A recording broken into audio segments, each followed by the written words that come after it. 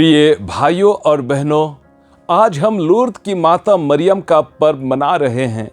यह उस दिन की घटना को याद दिलाती है जब 1858 में संत बेरनादेत को माता मरियम के दर्शन हुए थे।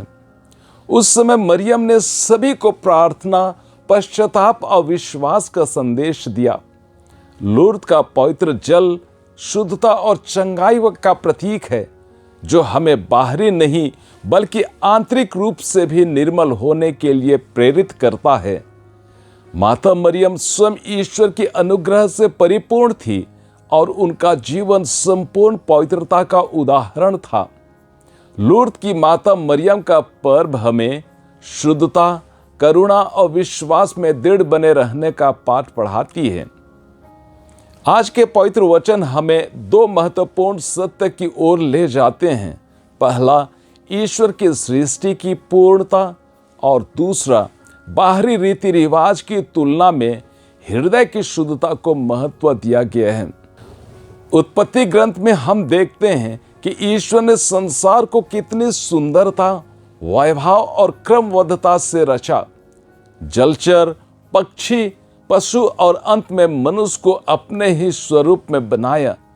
प्रत्येक सृजन के बाद ईश्वर को यह अच्छा लगा। इससे यह स्पष्ट होता है कि संसार और मानव जीवन का मूल स्वभाव ईश्वर की इच्छा में निहित है। छठे दिन ईश्वर ने मनुष्य को अपने अनुरूप बनाया और सातवें दिन विश्राम किया। यह दिखाता है कि हम केवल श्रम के लिए नहीं बने हैं, बल्कि ईश्वर के साथ संबंध में जीने के लिए बुलाए गए हैं। लेकिन आज के सुसमाचार में हम देखते हैं कि कैसे फरीसी और शास्त्री बाहरी शुद्धता और परंपरा पर अधिक ध्यान देते हैं, जबकि वे हृदय की शुद्धता को भूल जाते हैं। वे यीशु से पूछते हैं कि उनके शिष्य क्यों हाथ नहीं धोते हैं। यीशु उत्तर देते हैं कि केवल बाहरी नियमों का पालन पर्याप्त नहीं, बल्कि हमें अपने हृदय को भी शुद्ध करना चाहिए। आज हमें आत्म अवलोकन करना चाहिए। क्या हमारा धर्म केवल बाहरी कर्मकांड तक सीमित है, या फिर हम अपने हृदय को भी बदल रहे हैं? जब तक हमारा हृदय प्रेम और दया से भरा नहीं होगा, तब तक हमारी पूजा और धर्म कार्य अधूरे रहेंगे।